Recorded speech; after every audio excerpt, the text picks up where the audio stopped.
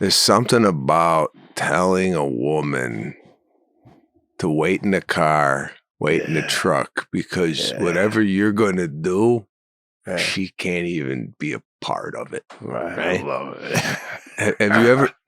Have you ever been in a situation where you told Jackie, wait in the car, and then you had to go? Oh God, it sounds cool. No. I'm Jackie Wooden anyway. I'm not waiting in the car. I'll tell.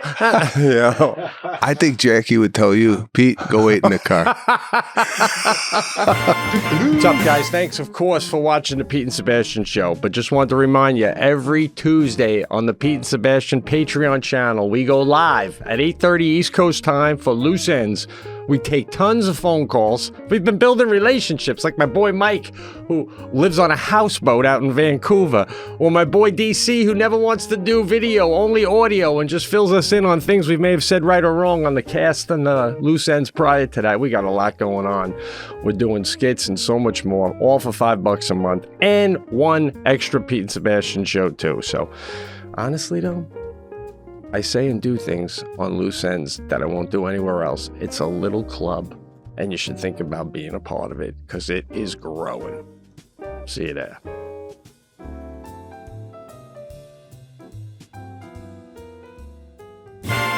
Hey guys, just want to remind you, tickets are on sale now at pcorreale.com for the As I Was Saying stand-up comedy tour. Already over 30 dates and many more being added. Hopefully there's a city near you. So go to pcorreale.com and grab some ticks, and I will see you out there. Yes, I said ticks for tickets.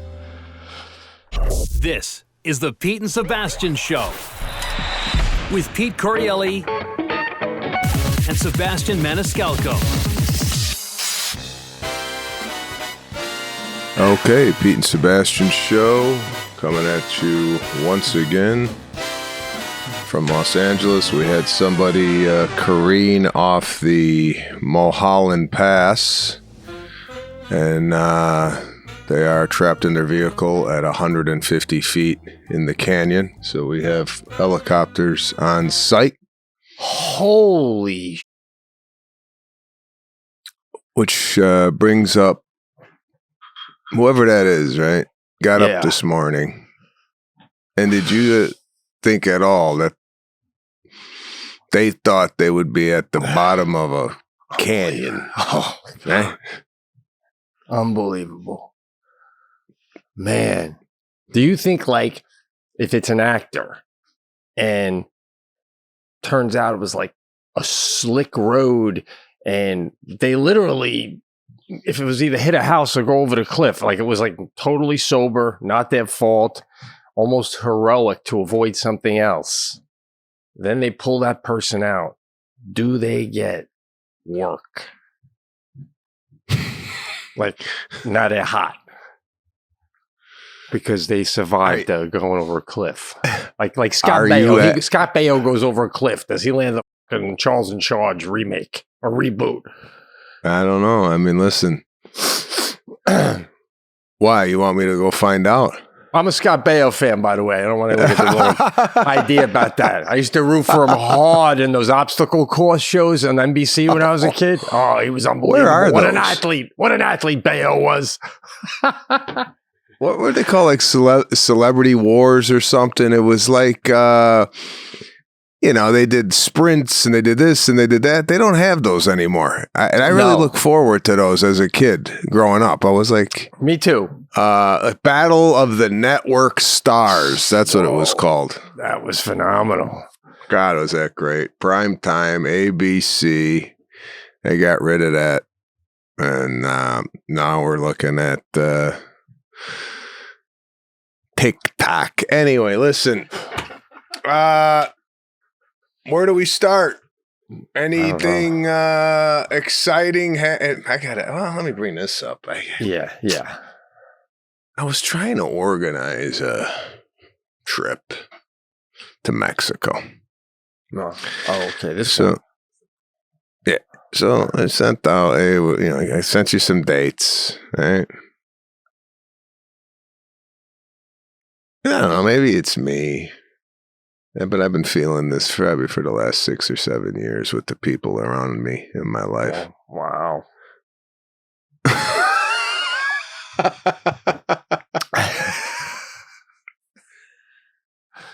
I reached out to the listeners just so you know. It's like, yeah, maybe we could get like a spring break trip going with Correale and the Watts. So I reached out to you, and you hit me back with I'm going to Hawaii for spring break. I don't know why that bothered me at first. Really? But then I went along, I go, are we the only ones reaching out, trying to organize stuff with other people? You know, whether it be a dinner, whether it be come on over to our house for drinks, whether it be a vacation. And I feel like it's a lot of output on our end and not a lot of input on other people's. Now, did you think of us to ask, did we want to go to Hawaii? No, because you probably wanted to go to Hawaii with your family.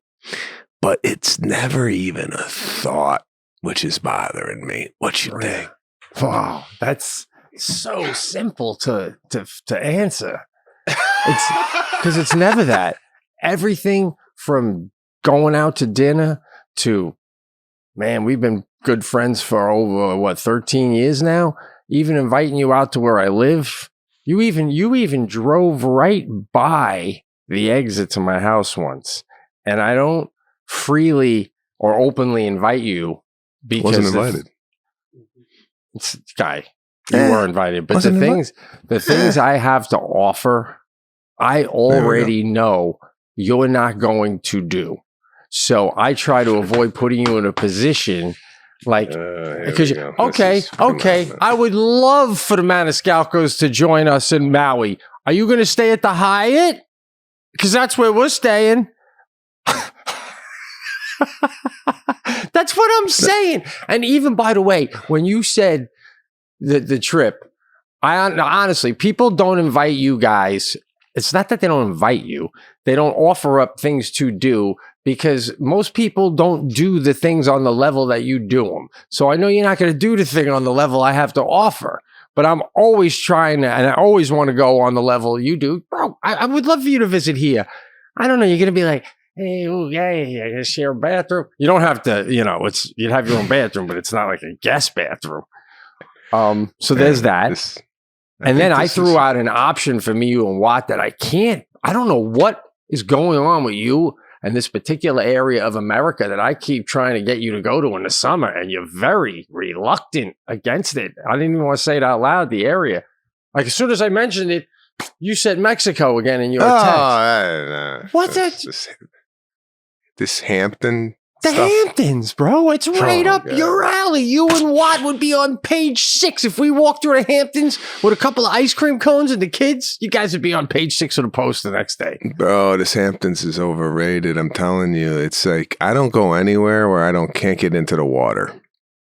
What? Don't tell me. Don't tell me it's a beach. Have you been there? And I've been there. It's cold and it's dirty. Listen, I grew up on Long Island. I have no idea who you've been talking to or what you're saying. It's beautiful water. It's the ocean. It's chilly, but it's not like Cape Cod. It's chilly. I don't want to hear chilly on vacation. Yeah, no, listen, you go to Cape Cod and it's ridiculous. I don't even know who's going in that shit. It's freezing. I mean, literally, you're going to bump into an ice chunk still. But when you get down to Long Island, it's cold, but it's refreshing, bro. There it's going. I was hearing like a tapping, like a Morse code. Oh, it might have been on my end. Might have been the heat. Oh, maybe. Okay. Yeah. Okay. Wow. Whoa.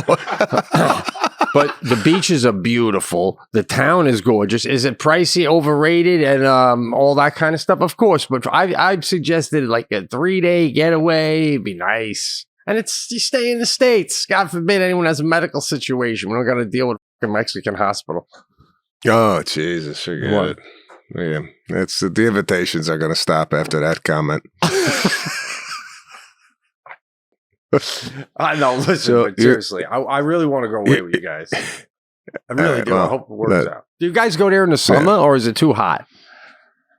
We go there in the summer. I mean, it is hot, but I mean, like spring break, we're trying to figure out, what can we do for spring break? You know, I reached out to my buddies back home to see if we could get a guys trip going. And at this age, it's like, forget it. You know, it's like the wider you cast the net, the more people got problems with whatever you're trying to do. Mm-hmm. You know, one buddy of mine, I'm going to Mexico. You could get beheaded. Okay, forget it. We're done. You know, one of these guys. So you were trying to get all the buds you grew up with or from college or whatever to get together for Mexico. You were going to go down there. And you couldn't even they all had family obligations and yeah, it's just hard to everybody to line up. I got work, I got this, I got that. So yeah. Damn. That's why I'm just sticking to my family from here on out. I gotta tell you, we went to Las Vegas for Serafina's gymnastics tournament. Yeah. And she did better this time around, but I mean, collectively as a team, I've noticed at the award ceremony, you know, they're reading the names out, and there's this one name coming up a lot, one gymnastics school coming up a lot. You know, it's like, I don't know, Premier, Elite, whatever it was. So I go to Lana, I go, I'm going to go over to the Premier Elite families and ask what's going on. Why are they racking up all the medals? What are they doing at their school that we ain't doing at ours? Right? And I got to work on my approach. It's very abrupt. You know, I don't know how to say, excuse me, I'm a father. You know, I just go right into what I want to know. So this mother's taking a picture of her kids, right? And I go up to her and I go, where's this school from? Yeah, there's no introduction. Right. Now, do you think there needs to be an introduction when you want to ask somebody a question just in life? Do you have to say, hey, excuse me, my name is Sebastian. I'm a father of one of the kids on the other. Or could you just dive into the pool? I think the bigger question here is, do you think there's times that you think you're being charming and the person isn't feeling the same way about it? Like, because I know one of your moves is like to come in almost as if everybody knows the backstory, right? Like, let's say, let's do it hypothetically and say they can't decide if they should get a cake with green frosting or white frosting. And they've been trying to decide all day, right? So, and then you're in another room, and then like an hour later, you got to go in there for something. You'll walk in and go, are we going green, or do we go like you'll go right into what you know is in, and it usually is charming. But you know, the fame aside, when you're not doing it in a fame way where you know they don't know who you are, and you do that, do you find that sometimes, in this case, is a perfect example, they don't take it that way, and they're like, the fuck is this guy coming at us with questions? I don't even know who he is. Because you don't feel like you're doing that a little bit like that. You mean to go like, it's not where even are you charming. from? Like, you think they'll think that? Oh, because we're winning all the medals, and you want to know? No. I don't even think they know what I'm coming in. Then. But I'm just I'm not even trying to be charming. I'm just trying to get information. Well, then how do you not say who you are then? That's very odd to do that. Well, it's very odd to just go, where's this school from? And the woman goes, it's from Woodland Hills, right? So then my follow-up was, I see you're racking up a lot of medals, and I'd like to know how many days a week do they practice, and for how long, right? Mm-hmm. Well, that should have been the intro. Days. I see you racking up a lot of medals. I need to know, where is this school from and how many days a week do you? Now I'm giggling. I'm giggling. You know, now I'm like, we're from the da-da-da area.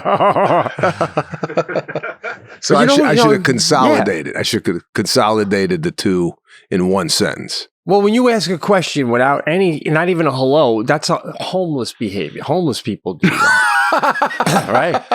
Give me $1. You know?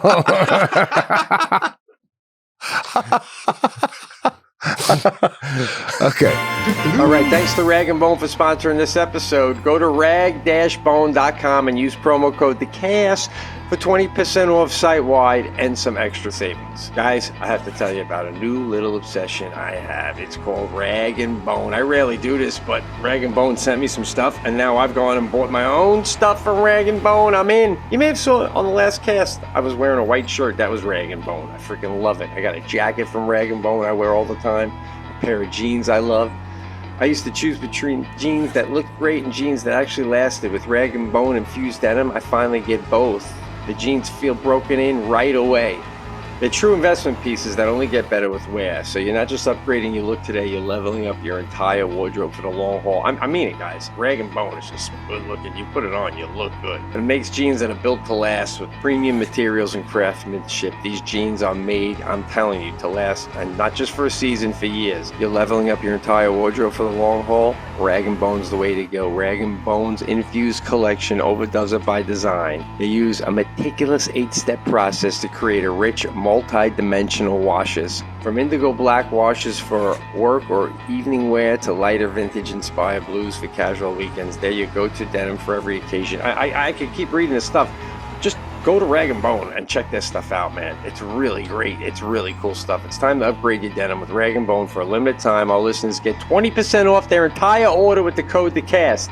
Do this, man, at rag-bone.com. That's 20% off at rag-bone.com with promo code THECAST, all one word. When they ask where you heard about them, please support the show and let them know we sent you. And the reason we sent you is because you saw Correale looking so good in his Rag & Bone. What's up, everybody? Thanks to Shopify for sponsoring this episode.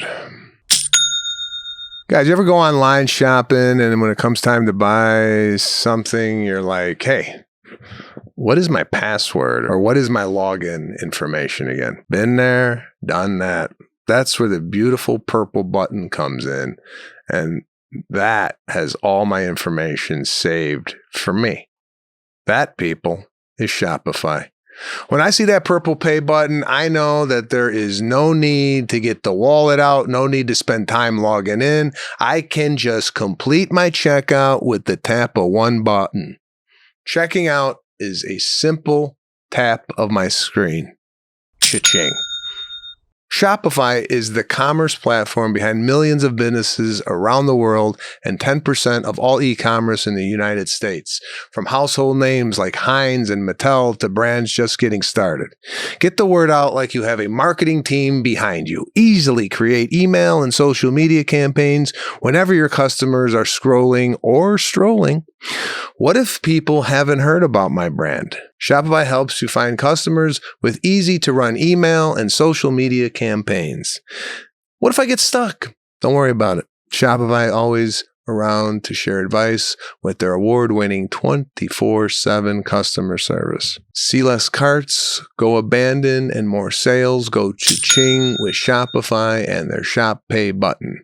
Sign up for your $1 per month trial today at shopify.com/thecast. Go to shopify.com/thecast. That's shopify.com/thecast. Cha-ching, people. So, because I might have to work on kind of like easing into these conversations. But anyway, she told me they're practicing 3 days a week, 9 hours a week. She must have smiled after the second part, though, when you said, I need to know why you win all these medals. She was foreign with an accent, so that was another layer of like not getting the... You know, sometimes foreign people don't get the nuance of the language just because they don't have a grasp of the language. So, so I'm like 3 days, 9 hours, 3 days, 7 hours for Serafina. Is that 2 extra hours really the extra push that these kids need to go, to the elite level or to the next level? Because, Listen, When the award ceremony, they're giving out medals for 13th place. I mean, what are we doing here, man? Because I even you told me that last week. You said that that's why you're paying for parking at a high school to cover all the metal. By the way, Yeah. 75, 25 a piece again to get into the place. No kid rate on this one. It was 25 across the board, 75 to get in. At the Horseshoe Casino in Las Vegas, I had to go get a bottled water in the gift shop. I just want to put this out there. Guess how much a 16 ounce, that's the small version of water, 16 full ounces of water, Aquafina, which is not like a high-end brand. Mm-hmm. What are they charging? In a casino. In a casino. I'm going $6.50. $10.48. Wow, that's a. Where else are you going to get water bottle? That's what that is right there, right? Because I do that move, and that's a certain class of person that leaves the casino to go local to, the deli next to the pawn shop. You ever fucking see that? Well, I saw that firsthand when you went in a full-blown hurricane to go get a Subway sandwich in Miami.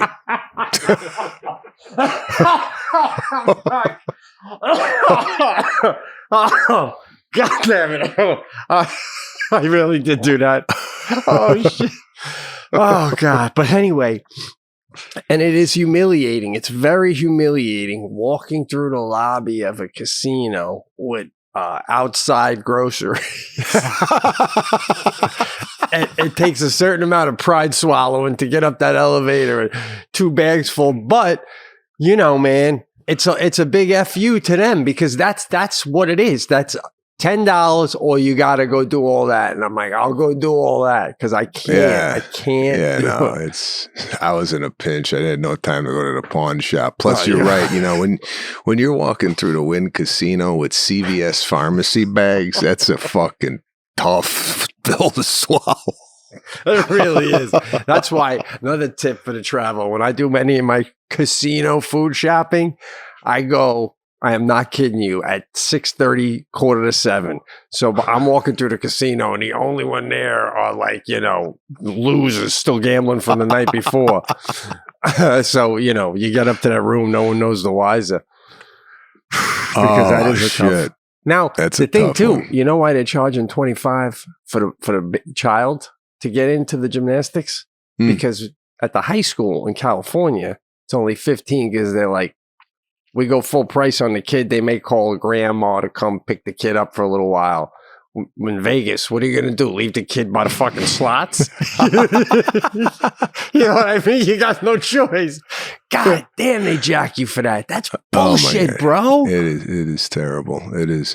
It's a shame. How'd she do? Did she do good?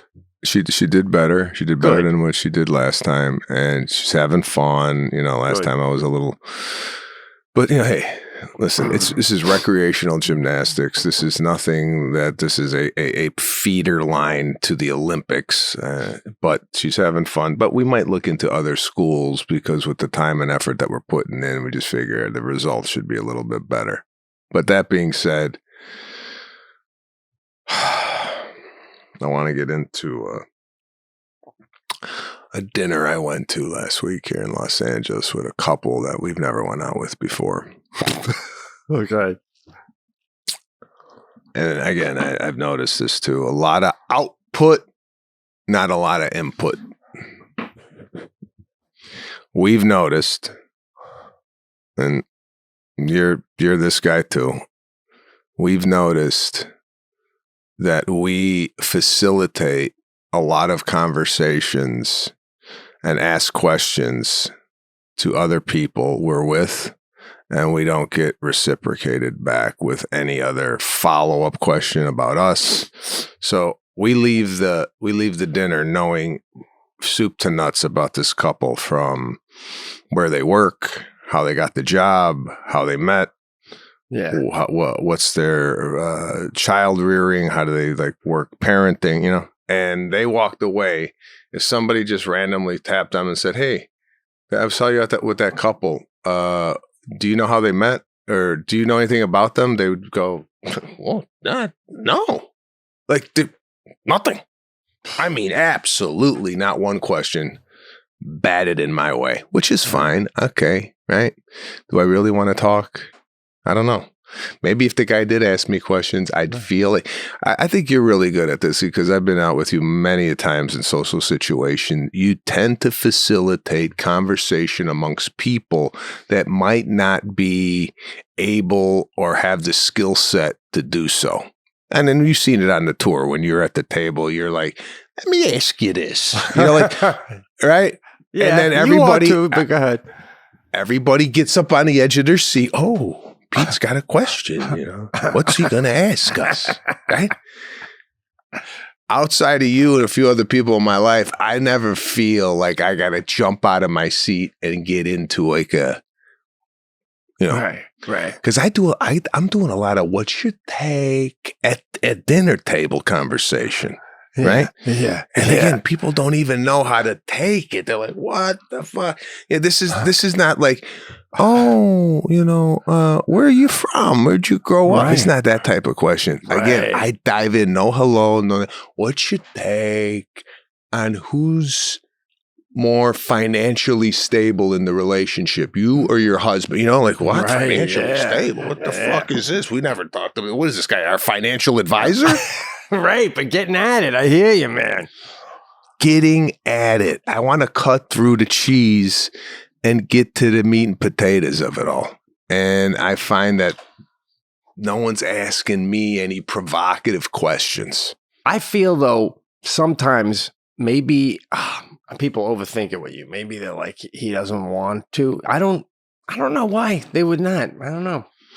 I'm giving them the avenue to do it, but they're just not following through. So we did that. We watched. I don't know.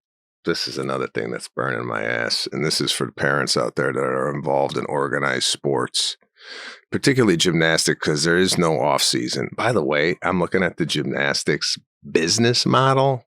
Yeah, and this thing's a cash cow, bro. There's no season. It's year round.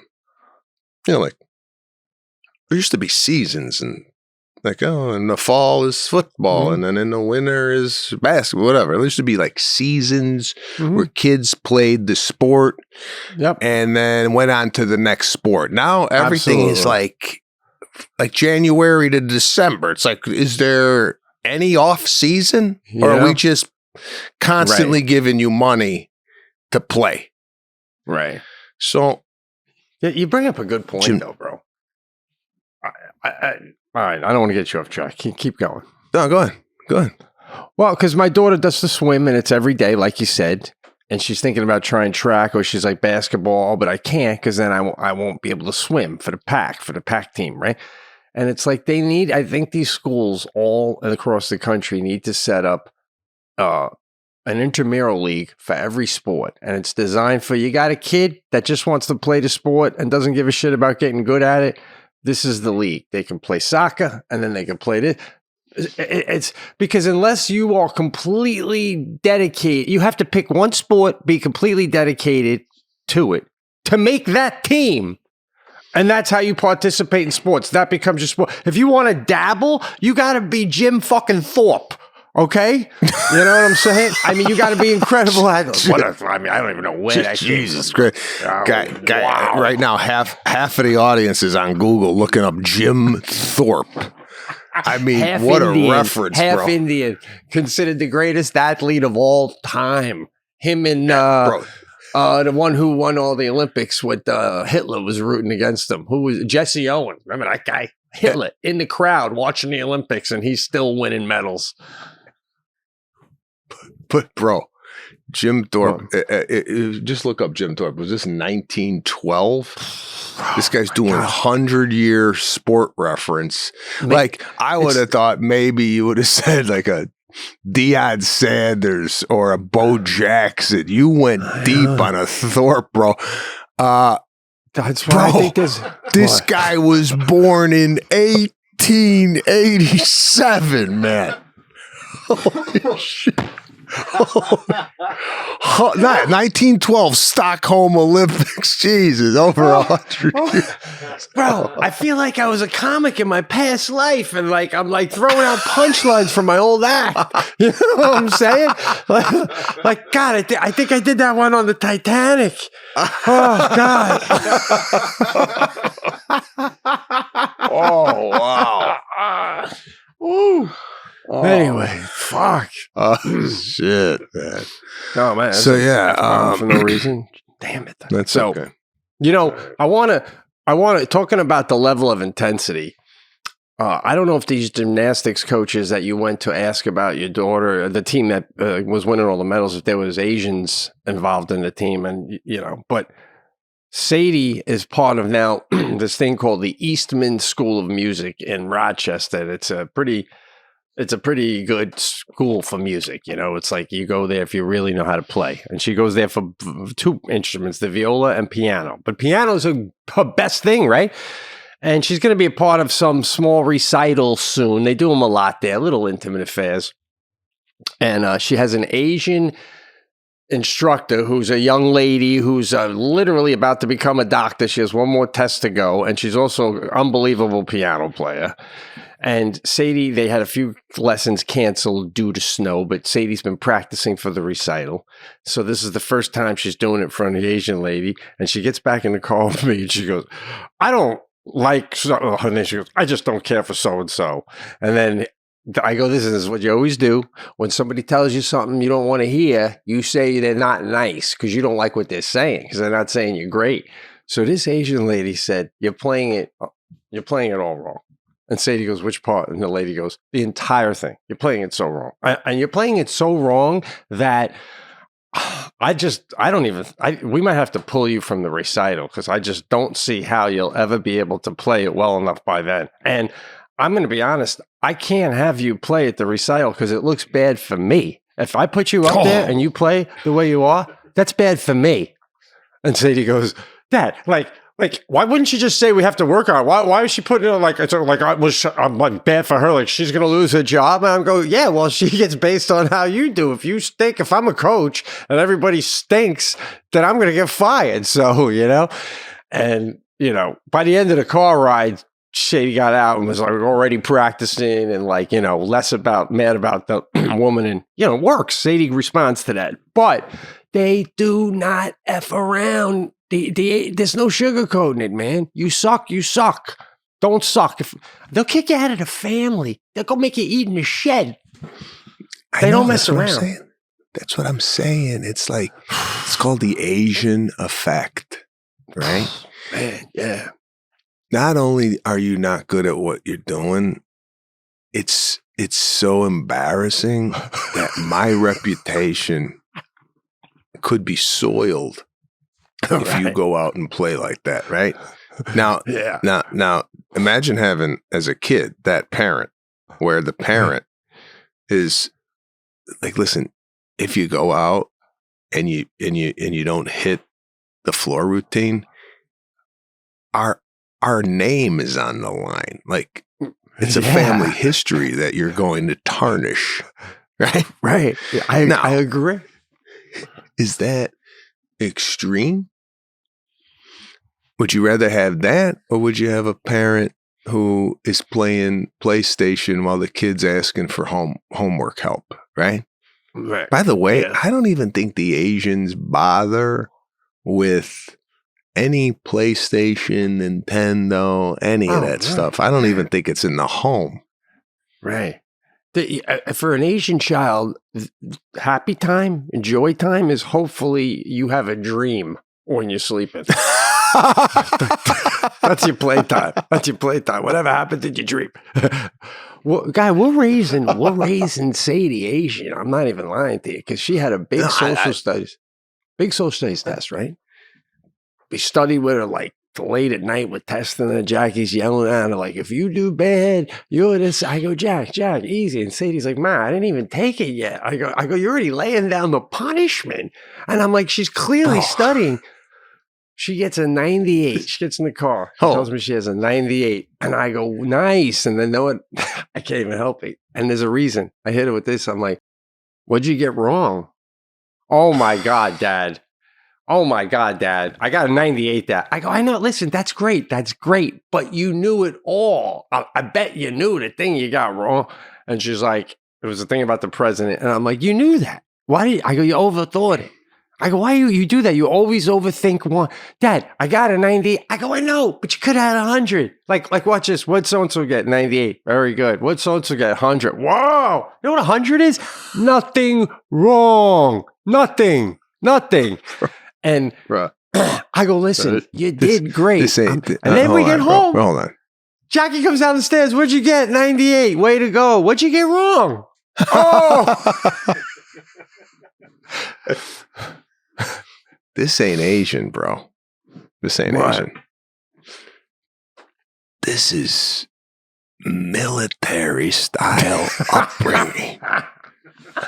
Let me ask you this. If your daughter in your dream, do you have any idea in like your dream, even if it's nothing she would want to do, that you would think would be like the coolest thing or the thing you'd want your daughter to do or the most impressive? Have you ever thought about any of that? You know, I haven't really thought that far ahead of what, I asked her, what do you want to be when you grow up? A lot of the initial answers were veterinarian. Want to be a veterinarian, want to work with animals. Okay? Got that too, yeah. Now it's, listen, she's in Hollywood. She does have a personality. She has no fear of being in front of people. Is there a possibility she goes into the arts? Maybe. Do I want that for her? Not necessarily. I mean, it's like, I don't want, what is she going to do? Get a headshot? Come on. A headshot. She's Maniscalco. She's going to get an audition. Yeah, man. My father. You were Sebastian's daughter. Oh, yeah. Okay. See, any questions on the script? Oh, God, I can't. Well, I don't know, man. I mean, listen, I just saw Song Blue with Kate Hudson and Hugh Jackman. And dude, right, that is like, I can't even tell you how great that movie was. And it didn't even make me feel good. It was like, I had a lot of emotional ups and downs, but Kate Hudson, the acting was like absolutely just fantastic. Just fantastic. I said at the end of the movie to Jackie, I go, oh my God, do you think Goldie Hawn was like crying and hugging her daughter after this? Because this was just a work of art, So like, is it a musical? Well, yes and no. She plays, it's based on a true story. Her and Hugh Jackman play a married couple that make a living doing Neil Diamond. They're like a Neil Diamond tribute band, cover band. So they play Neil Diamond, but it's like, it's the same way Mickey Rourke was a wrestler in The Wrestler, but it was like such a great movie about the life. So, yeah. But I don't know, man. It's like getting back to the thing with the kids. It's like, if you know it, you know it. That's all. I'm not being militant, man. If you know it, you know it. You knew it. So, and 100 just sounds. She said, last thing I want to say, bro, I'm sorry to cut you off, but she said that her friend, I go, do your friends ever like, can't believe that your parents get mad that you got a 98? Yes, Dad. Yes. They think it's really weird, Dad. And I'm like, listen, you want to go to Cornell or Cortland? Because I went to Cortland. I went to Fredonia, which is like, SUNY. So, it was a good time, but, that's all I'm saying. Yeah. Yeah, man. I mean, I think you got to celebrate the 98 and, maybe lay off the why didn't you get 100? But maybe that type of parenting has got her to the 98. Maybe if you were... So it was how your dad raised you, man. Based on the stories. I mean, Listen, literally. I'm not knocking it, man. I'm not knocking it. Lana and I go through this a lot, like I ain't celebrating mediocrity here. I'm not saluting a fish for swimming. I need a little bit more. But do you think every kid's different? Do you think like maybe what might work for one child? Because I only have one child, and I know she responds to this. If she didn't, she's a happy kid, and she likes to be challenged. And if she didn't, we'd back off. But do you think like maybe one of your children, you do it differently than the other one, maybe a little bit, because they are different? Well, I noticed with Caruso's a lot more receptive to like, this is the way you got to do it. Okay, Dad. Did I tell you we had maybe I'm repeating myself. Did I tell you that we had a discussion about domestic violence? No. For those parents out there, you never know what the right time is to talk about something, but sometimes it just hits you right in the face. So a lot of these lessons are happening with me taking the child from school to soccer, school to gymnastics. There's a good 35 to 40 minute swath of time where I got them strapped in the back. And they ain't going nowhere. Right? So I was talking to Caruso about fighting with his sister. They do have like like brothers and sisters do. They bicker, they fight. There's a couple hitting, hit pinch or whatever. So I said, I know you're the younger brother, but you can't be hitting your sister. And he doesn't hit her as much as she hits him, right? But I'm telling her, I go, listen, I know you hit your sister. I used to hit my sister growing up, right? But there comes a time when you're gonna hit your sister. It's really gonna hurt her because she's a girl, okay? I said, why don't you try to refrain from hitting your sister? Because as you grow older, I want to let you notice, you never hit a woman. You understand me? Okay, Daddy. I said, it's against the law. It's called domestic violence. All right? Yeah. And you could get arrested for that. I go, no matter how much a woman upsets you, you never strike her. Okay? Now, I don't know where that landed in his head. Right. All right. Now, he was very receptive though. Very like, okay, Daddy, never hit a girl. Like he's that way. Nice. Next day, I'm in the car with Serafina. Same conversation. I know you fight with your brother. I go, you're older than him. I want you to set the example. Don't hit him. He could, it's not nice. And I said, speaking of hitting, if a man ever hits you, you tell Daddy or Mommy, you tell somebody, and you get out of that relationship. You understand me? And then I threw this one out. I don't know where this came from. Even if Mommy and Daddy ain't around. Meaning, if we die, right? This is, I don't know how the fuck this landed. If we die, right? Yeah. You get out of this. Like I don't know. Like for some reason, I fast forward 20 years and she gets slapped by a guy and she's like, "Oh my God, Mommy and Daddy ain't here anymore." And I think he said leave. Like I want that type of like message ingrained in her head. And I told my wife, I said, we had a discussion about domestic violence, and like she's like, what?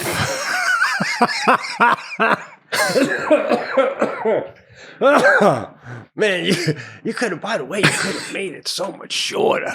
You could have just said to your daughter, anyone, whether Mommy or Daddy are not alive ever again, and a man lays a finger on you, you call your brother.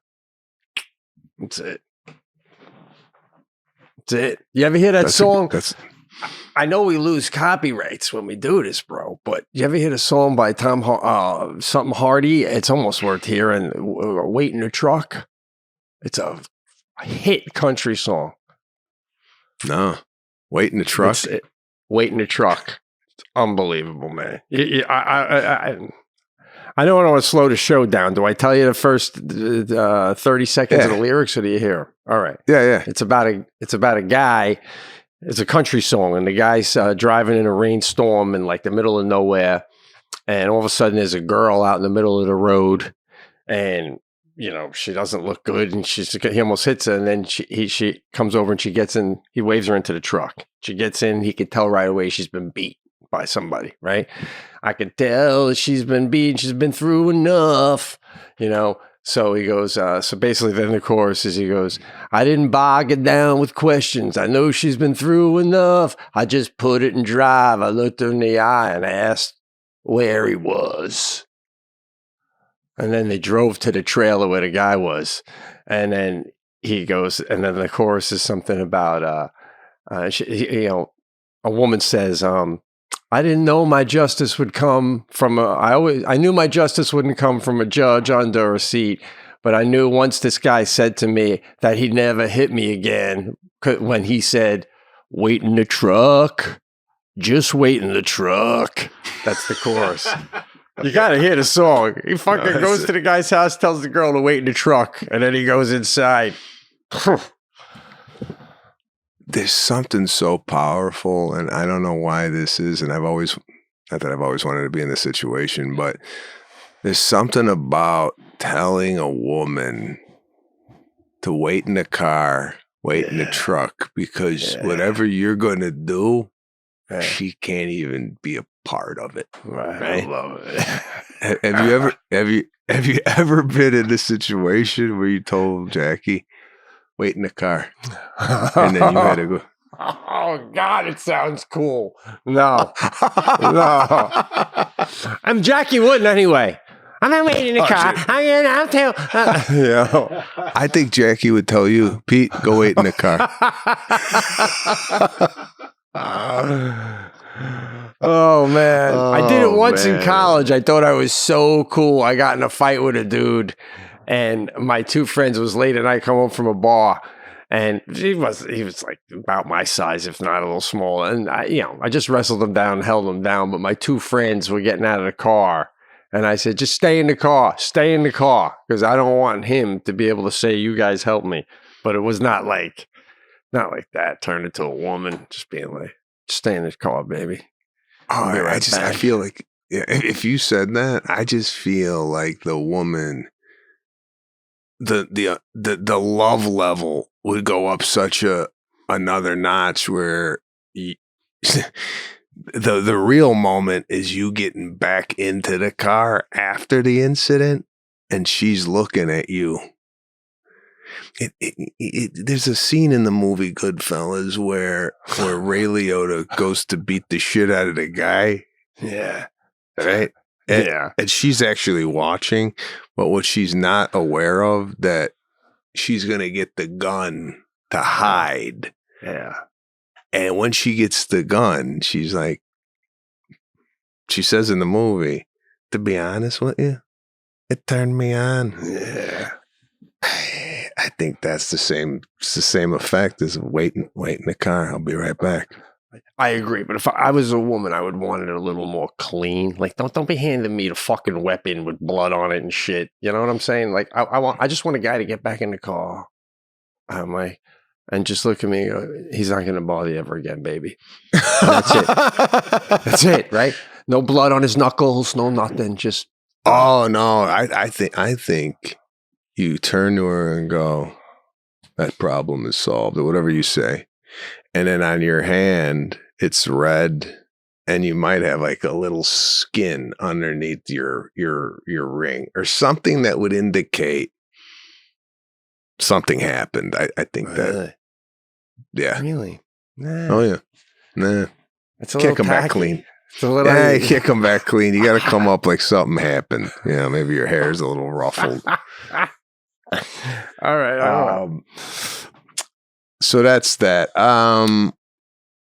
What else? Have you been traveling?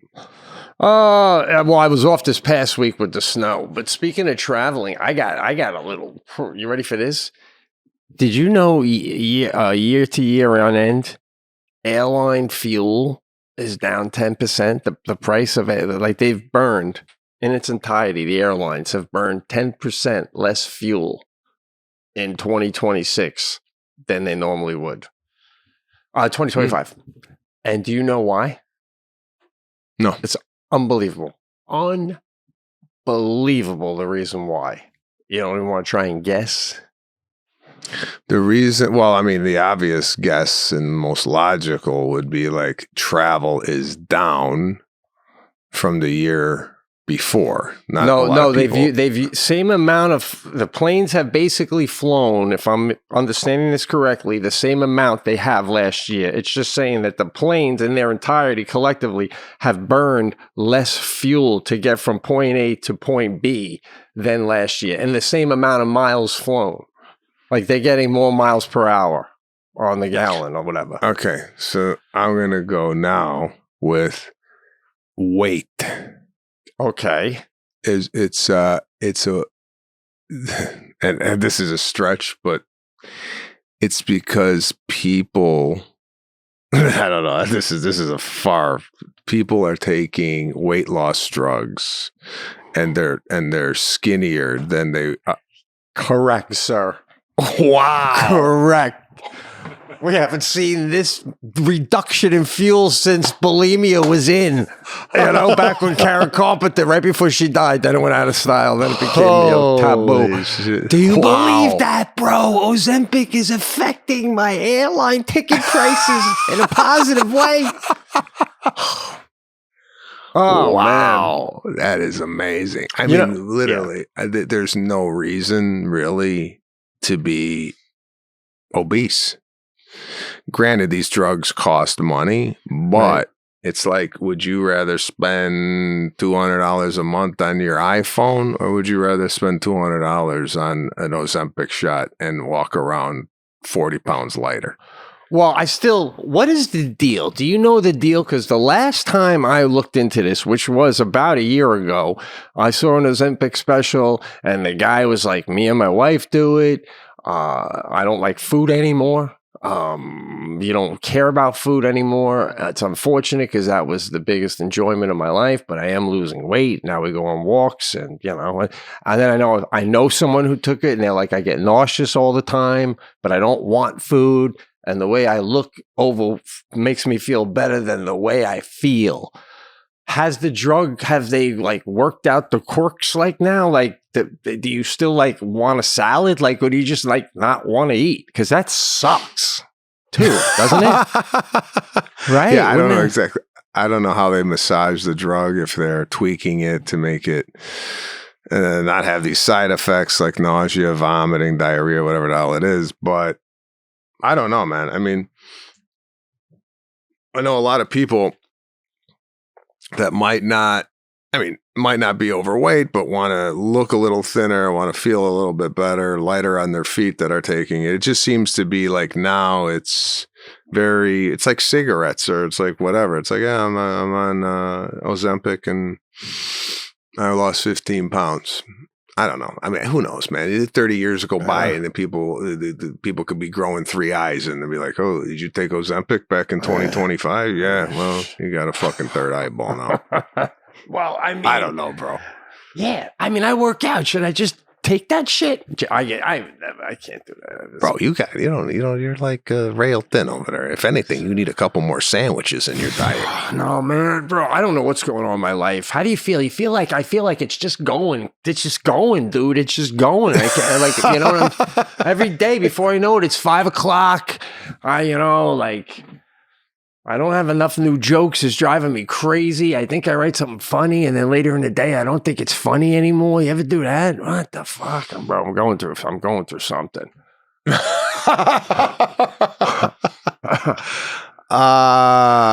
Is life going fast? Listen, when you stop and think about it, I mean, listen, there's moments I'll look at my iPhone and I see Serafina when she was 3 and go, wow, where'd that go?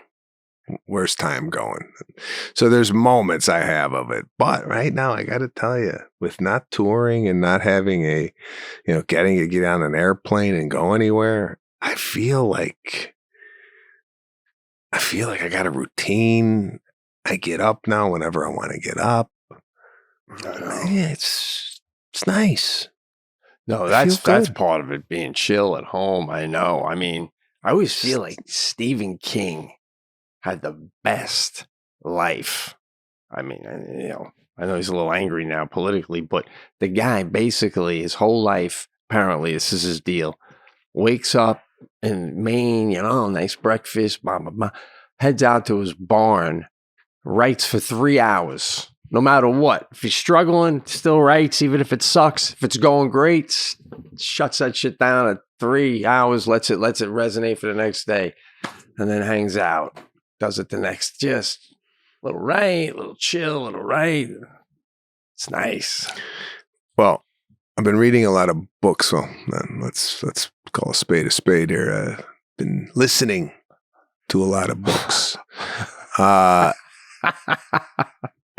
And a lot of these books are saying you do the hardest thing of your day right in the morning. So let's say, you ever wake up and you're like, I gotta write some jokes, right? But you're like, no, I'll do it at 1 o'clock or 2 o'clock, right? Yeah. What they're saying is, even like working out, it's like you don't want to work out, but if you do it in the morning, it's the toughest thing that you have to do all day. It's done, right? So the toughest thing that you got to do all day, you do right in the morning. Like you knock out the writing as soon as you get up. Boom, done. Now it just goes from hardest to easiest. Right? Nice. That's the way your day should be. Yeah. It's difficult to do, but I like the Stephen King approach. Even you saying that, I'm like, that's like, I like that. Like you have the breakfast and then you go walk into your room and like, all right, it's time to create.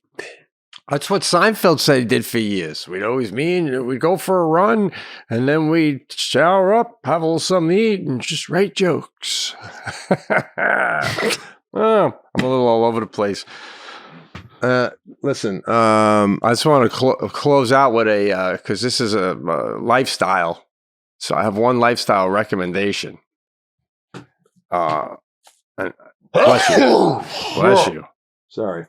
What do you think about that? Hitting them with the God bless you before the sneeze, when you see the sneeze coming. But have you seen these, bro? I've used these now for 3 days in a row, and I rarely use a comment like this on the cast. They're changing my life. Nose strips, nasal strips. Yeah, I've bought those, but I haven't really been using them, no. Oh my God. It's unbelievable. This Jackie's been having a problem with me breathing through my mouth, borderline, waking me up, making me roll over. And like before I fall asleep, sometimes I just kind of like push up my nostrils like that so I can get more air up there until it would like make me fall asleep. And then Jackie's like, why don't you try these things? Bro, I put these on. Oh my God, it just opens up. It was unbelievable. My mouth is shut all night. And and then I went online. Now they're selling them. These are just throwaways every night. You can buy a ring of 4 of them. And they pull apart your nose at different levels, right? And level 4, the guy's nose is like, it's like if you have a collapsed whatever septum, right? Athletes are starting to wear them to run and play sports because they're getting upwards of 80% more oxygen up into their head all at once. Unbelievable game changer.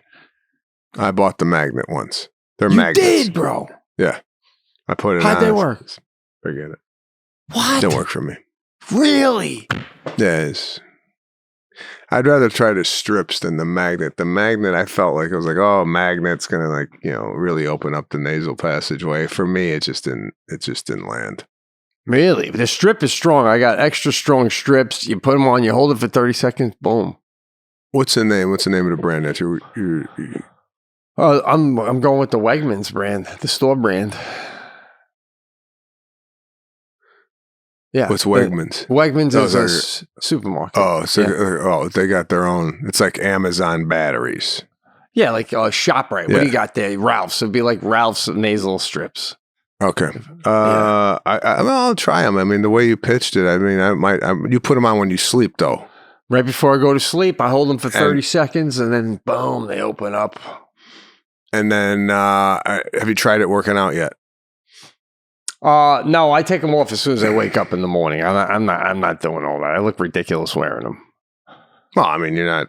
By the way, now that you have the new house, is there a little place you could work out? How are you doing? Because you had it's right behind the camera, full gym, right behind the camera.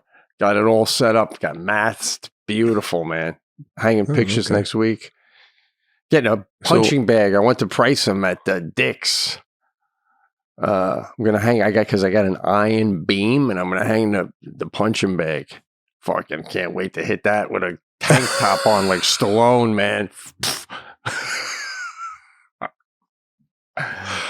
All right. You're all set. That's it, man. Yeah, Pete and Sebastian show. Another one in the can. Another one in the can. We will see you guys next week right here on the Pete and Sebastian show.